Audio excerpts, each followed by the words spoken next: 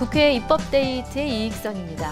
경기가 나빠지면은 사실 전 분야에서 어려움을 겪는 것이 사실입니다만 가장 먼저 타격을 입는 분들은 아마도 이 영세한 자영업자분들이 아닐까 싶습니다. 그래서 이분들의 어려움을 좀 더 세세히 살필 필요가 있는데요. 오늘 입법데이트에서는 이 영세 자영업자 고용보험을 지원하는 법안 한 가지 먼저 살펴볼 거고요. 이어서 이미 국회를 통과해서 공포된 협동조합 기본법도 살펴보고자 합니다. 자, 이 두 가지 법안을 대표 발의하셨죠. 새정치민주연합 전순옥 의원을 모셨습니다. 의원님 어서 오십시오. 안녕하세요. 예, 반갑습니다. 의원님께서 좋은 일이 있으셨던데요. 이 도시형 소상공인 지원법을 제정 발의한 공로로 모일간지가 주최한 대한민국 최우수 법률상을 수상하셨습니다. 축하드립니다. 네, 감사합니다. 가분하게 받았습니다. 네, 얼마나 뿌듯하실까 싶고요. 더불어서 궁금해지는 것이 이번 19대 국회 입법 활동을 하시면서 이제 특별히 더 애착이 가는 법안이 있으실 거고 또 이거 좀 아쉽다 싶은 정반대의 느낌을 주는 일도 있으시겠죠? 네. 두 가지를 꼽으신다면. 네, 가장 이제 제가 애착이 가는 그리고 앞으로도 정말 이 법안이 잘 실행돼야 되겠다라고 생각하는 법은 도시형 소상공인 특별지원법입니다. 네. 그래서 이 법안은 수십 년 동안 네. 정부 정책 사각지대에서 네. 전혀 주목을 받지 못했고 네. 또 사회적으로나 이 사람들은 이제 공장에서 일하는 기술자라는 네네. 이런 걸로 사실 굉장히 소외되어 왔습니다. 네. 그래서 이분들이 기술이 있어서 그 기술로 정말 세계적인 경쟁력을 가질 수 있는 기술이라고 저는 생각하는데 네. 제가 세계를 다 돌아다니면서 우리 그 기술을 비교를 해봐도 네. 다각면에서 우리가 갖고 있는 기술이 굉장히 우수해요. 그렇군요. 그리고 그분들이 네. 생산해내는 이 제품들을 보면은 정말 어느 나라에서 독일의 그 히든 챔피언 공장에서 만들어 나오는 물건이나 또 이태리나 프랑스에서 세계적인 브랜드 네네. 옷을 만들어내는 공장들이나 가방을 네네. 만들어내는 곳이나 비교해서도 이분들이 정말 잘 만들고 있거든요. 그러시군요. 더 잘 만들고 있습니다. 네. 그러나 그동안에는 네. 정부 정책에서 완전히 소외돼 있었죠.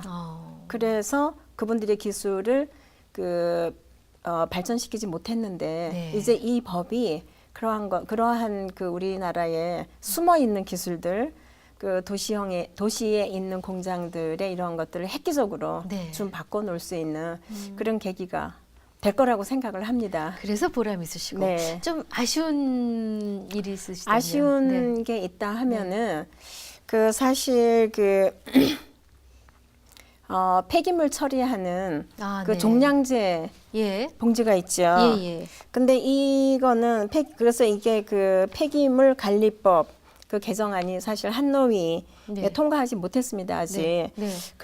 그리고 이제 이 종량제 봉투는 제가 75리터로 네. 줄이는 거였습니다. 100리터에서. 예. 왜냐하면은 제가 몇 년 전에서부터 이 청소하시는 분들 환경 미화원이라고 하죠. 네네. 그분들을 쭉 만나면서 남자분들이 40, 50대밖에 안 됐는데 네.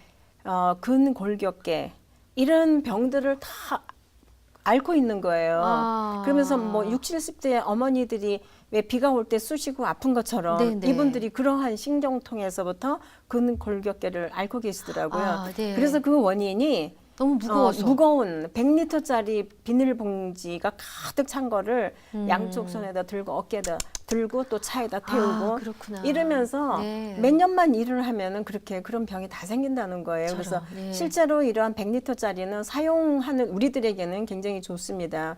그러나 이런 청소를 하시는 분들은 네. 한테는 이게 완전히 괴로운 일이군요. 괴로운 일이죠. 네. 그래서 제가 100리터짜리 종량제를 75리터짜리로 네. 줄이는 건데 네. 그게 지금 아직 한노위에서 통과가 안 되고 있어서 그래서 이게 통과되지 못한 이유가 있습니까? 그 이유는 네. 지금 한노위에서 예. 환경부에서 예. 사실 잘 안 하고 있습니다. 그러면서 환경부에서 와서 저한테 이제 설명도 하고 그랬는데 네네. 그런 것들을 이분들의 얘기는 그렇죠. 그런 것들을 한번 다시 바꾸려고 하면은 뭐가 어렵다고 하는데 사실 저는 공무원들이 국민들이 원하는 거, 국민들에게 필요한 아픔들은 그거 아무리 자기네들이 봤을 때 행정적으로 힘들다 하더라도 바꿔야 되는데 지금 공무원들은 그렇지 않고 있습니다. 그래서 그걸 안 바꾸고 있으면서 네. 법으로 바꾸지는 않더라도 실제로 우리가 좀 바꿔보겠다 이렇게 얘기는 하는데 그거는 가능하지 않습니다. 그렇군요. 그래서 지금 그 환경부에서 이거를 받지 네. 않기 때문에 지금 잘 안 되고 있는 그랬군요. 상태입니다. 그런 네. 아쉬운 점이 있으시고 또 네, 그게 보람된 점도 있으시고. 정말 아쉬운 점입니다. 그러셨군요. 네. 정말 구석구석 세세히 살피셨던 네. 걸 느낄 수가 있는데요. 자, 일단 오늘 모신 이유는 이제 두 가지 법안. 하나는 이제 통과된 법이고요. 지난 5월에 발의된 법안인데 원래 명칭이 좀 깁니다. 고용보험 및 산업재해보상보험의 보험료 징수 등에 관한 법률 네, 개정안. 네. 이게 이제 줄여서 영세자영업자 고용보험 지원 법안 이렇게 쓰이던데요. 예, 그래서 이 법안에 네. 네. 어떻게 이걸 제안하시게 되셨는지 입법 배경 여쭤보고자 합니다.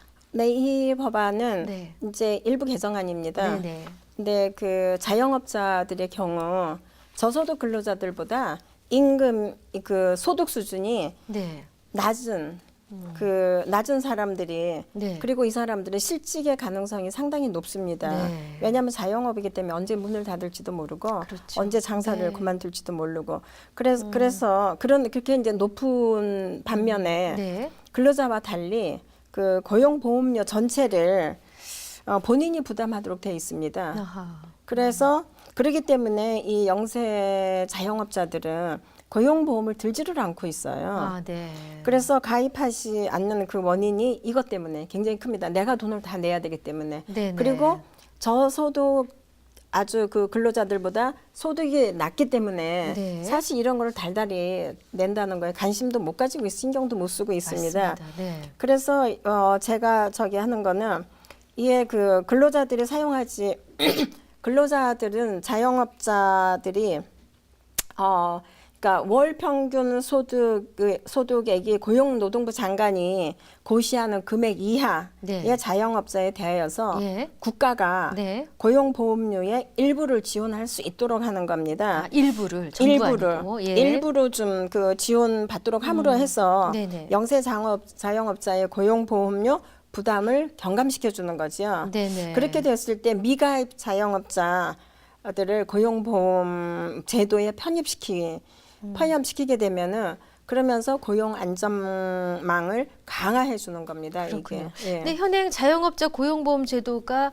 원래 좋은 뜻으로 이제 도입이 됐었던 건데 네. 이것의 한계점을 발견하신 거 아니겠습니까? 그렇죠. 어떤 한계점을 보셨기에 이렇게 개정안을 내시게 되신 건지요? 이거는 그 한계점이라는 거는 네. 이 사람들이 예를 들어서 6,400만 원 네. 연소득이 예. 되는 사람들이 이게 들게 돼 있습니다. 그런데 어우, 정말 네. 이 그 우리나라의 한 전체 자영업자의 25%가 네. 우리나라 최저임금 노동자의 최저임금에도 못 미치는 네. 월 소득을 받고 있습니다. 네. 그러면 이 사람이 6,400만 원도 안 될 뿐더러 네. 또 한편으로는 이분들이 그만큼 돈을 또 낼 수도 없는 거고 아하. 그렇기 때문에 자영업자의 고용보험 그 가입률이 우리나라에 0.3%밖에 안 됩니다. 0.3%요? 1%도 아니고 1%도 안 됩니다. 세상에. 그래서 예. 그러면서 이 사람들이 내라고 아무리 종용을 한다 하더라도 네. 당장 먹고 살기가 힘들기 때문에 이거 어떻게 내나? 낼 수가 아. 없습니다. 근데 저는 이렇게 내줌으로 해서 지금 우리나라 정책적으로 볼 때는 기획재정부에서도 그러고 정부 여당도 그러고 네네. 자영업자가 너무 많다. 네. 가밀 현상을 일으키고 있다. 그러면 자영업자들을 좀 이제 좀 빼내야 된다고 생각합니다. 현재 시장에서는 이제 네. 그런 것들을 봤을 때 네. 그러면은 실제로 이제 이런 고용보험을 정부가 지원하게 되면은 이 사람들이 안심하고 내가 자기가 하는 업을 접는 거에 대한 부담이 좀 덜하는 거죠. 그렇겠죠. 저는 그래서 그런 것들을 우리가 좀 유도해내고 그리고 자영업자들이 너무 그 사각지대로 몰리지 않도록 하기 위해서 하는 건데 지금 정부에서는 안 받고 있습니다. 이거를. 그렇군요. 아까 이제 실태를 말씀해 주셔서 깜짝 놀랐는데요. 네. 지금 그러면은 영세 자영업자의 그 한 0.3% 정도밖에 가입하지 않았다. 네. 전체적인 통계가 좀 나와 네네네. 있습니까? 네네. 전체적인 통계가 그렇게 나와 있습니다. 네. 그리고 이제 이런 것들을 그 실효성에 있어서 더 이제 또 문제가 생기는 거는 사실 자영업자 비중이 네. 그 다른 OECD 국가에 비해서 우리나라가 상당히 높습니다. 아. 굉장히 상당히 높고 그 수익성은 낮고 네. 그 생계형 그 자영업자들이 이제 많습니다. 네. 그래서 이분들에게 이제 사회 안전망이 음흠. 정말 필요한 거죠. 네네. 그러나 2012년도 그 정부가 이제 자영업자의 생활 안정 및 재취업을 지원하기 위해서 채택한 사회보장제도가 원래 이거였잖아요. 네네. 그런데 이제 가입자는 1만 7천 명에 불과하고 이게 다 이제 통계를 아까 제가 말씀드렸듯이 네. 그 0.4%밖에 3%밖에 안 되는. 그렇군요. 네. 그러니까 이제 그 이 자영업 중에서도 소득이 최저임금에 못 미치는 분들이 전체 자영업의 퍼센티지가 높고, 25%나 되고. 그러니까 네 분 중에 한 분 정도가 이렇게 그렇죠. 어려운데 네, 네. 실제로 자영업을 하시는 분들이 겨우 0.3%만이 가입을 했으니 가입을 이게 하고 있습니다. 거의 제 기능을 못했다라고밖에 볼 그렇죠. 수가 없었네요. 그렇기 때문에 그것을 보완하기 위해서 네. 이 법안을 대안으로 만든 것입니다. 그러셨군요. 자, 그럼 영세 자영업자 고용보험 지원법안 주요 내용 이제 나라에서 좀 이걸 부담하자라는 내용이신데 다시 한번 이 부분을 이 주요 내용을 정리를 해주셨으면 합니다. 네, 이 그 정부에서 일부를 지원하게 되면은, 일부라는 게 그러니까 뭐 지금은 뭐 한 반 정도? 절반 정도. 그러니까 네. 근로자들은 고용이 됐을 고용주가 50%를 내줍니다. 네. 그런데 자영업자들은 하나도 안 내주거든요. 그러니까 네. 모두 자기 본인이 내야 되기 때문에 그걸 그렇죠. 안 하니까 네. 반 정도를 들어주게 되면은 반 네. 정도를 지원해주게 되면은 우리나라의 정부가 그러면은 이제 본인이 반 내고 그렇게 되는 거고 그렇게 했을 때 현재의 그 25%가 한 150만 명 정도 되는데 정부 예산 70억이면 됩니다. 아, 70억. 70억 정도면. 네, 그렇군요. 네. 일단 이게 개정안이 반드시 통과되어야 된다고 이제 의원님 생각하고 계시지 않습니까? 네. 어떻게 전망을 어떻게 보십니까? 반대에도 부딪히고 계실 것 같은데 일부. 반대요. 네. 반대가 상당히 지금 저는 너무나 이 반대를 하는 쪽이 네. 좀 어떤 논리로 반대를 하십니까? 반대를 하는 쪽이 좀 예산인가요? 말이 안 된다고 생각하는 게 네. 예산 70억이 드는데 네. 기획재정부가 반대를 하고 있습니다. 그래서 저는 이제 중기청장에게 이거를 요구를 했고 자영업자이기 때문에 이거는 중기청에서 해야 되는 거다. 네네. 그런데 또 한편은 또 이게 고용보험이기 때문에 네. 또 고용노동부에서 지급을 해야 되는 거다. 그렇군요. 이래서 고용노동부와 이제 그 중기청하고 또 얘기를 많이 뒤로 이제 하여튼 많이 했다고 합니다. 그래서 네. 어떻게 하면 이거를 할 수 있을까? 네. 제가 상임위에서도 이 문제를 계속 지적을 하기 때문에 네. 그래서 중기청에서는 받았습니다. 받고 기획재정부에 올렸는데 기획재정부에서 안 된다는 이유는 이거를 고용보험만 해주면은 또 다른 거 또 해줘야 되고 또 해줘야 되면은 정부의 부담이 너무 많이 너무 커지다는 크다. 그런 얘기들도 나오고 있습니다. 지금 예. 사실은 그렇지만은 저는 그렇게 기획재정부에서 그런 이유로 이거를 반대하고 있다라는 거는 서민에 대한 우리나라 서민에 대한 삶을 전혀 이해하지 못하는 거고 그리고 정책이 서민을 위한 정책이 아니라고 생각합니다. 네. 그래서 그러나 이제 이거를 좀 더 우리가 계속해서 네네. 저는 올해는 네. 꼭 통과시킬 수 있도록 그렇군요. 뭐 노력을 할 거고요. 그러니까 앞으로 또 좀 더 조율해야 될 부분이 있습니까? 예를 들어서 정부의 부담을 조금 낮춰준다든가. 정부의 부담을 낮춰줄 수 있는 거는 뭐 그렇게 뭐 어떻게 할 수 있는지는 잘 모르겠는데 네. 다만 이제 그 중기청에서 네.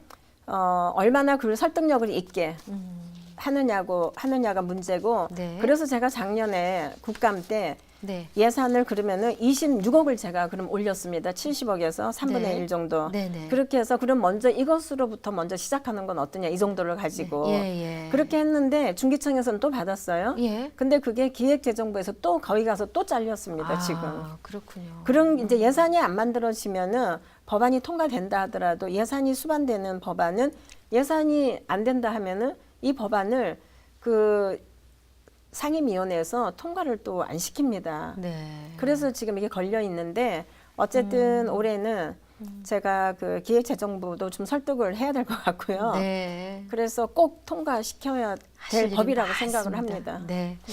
잘 들었습니다.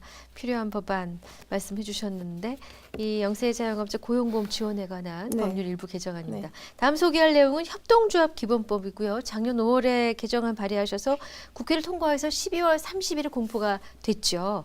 이 개정을 제안하신 이유를 먼저 여쭤볼까요? 아, 협동조합. 네네. 그 협동조합 기본법의 네. 그 제정으로 다양하고 그 질 높은 일자리 창출의 목적이 있었습니다. 그리고 네. 복지 실현, 그리고 지역 경제 활성화 등을 저는 기대하면서 네. 이 법안을 발의를 했습니다. 하지만 정부의 그 협동조합 실태 조사와 국회 입법조사처의 현장 조사를 통해서 협동조합에 대한 정부 지원 네. 및 운영에 관한 운영 과정에서 일부 문제점이 사실 드러나고 예, 지금 예. 있습니다. 예. 그래서 이에 시행령의 근거가 있는 네. 그 협동조합 정책심의위원회를 네.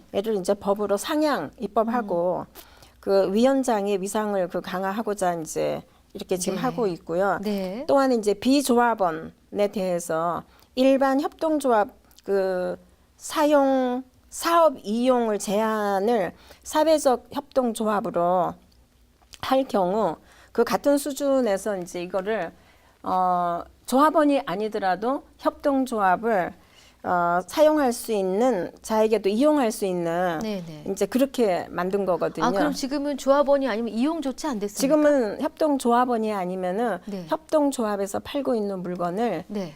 이용을 못 합니다. 아, 협동조합원이 그렇군요. 돼야 합니다. 좀 더 비싼 가격으로라도 살 수는 없었군요. 네, 그렇게는 안 하고 네. 조합원들만 자격을 사용할 수 가져야. 있는. 네, 네. 지금은 현재 그렇게 돼 있는데 네. 조합원이 아닌 사람도 사용할 수 있도록 네. 그렇게 했고 그래서 이거를 더 활성화시키고 네. 협동조합을 활성화시키면서 그렇게 했을 때 조합원이 아닌 사람이 조합원이 될 수도 있는 거죠. 그렇죠. 네, 그래서 그러한 그 그리고 마지막으로 이제 사회적 협동조합에 대한 출자금 그 제한 그 네. 규정을 다소 이제 완화해서 조합원 1인의 출자 그 계좌 수가 있는데요. 그 한도는 설립 인가 시 기획재정부와 그리고 협의해서 장관으로 정하도록 네네. 그렇게 했습니다. 그렇군요.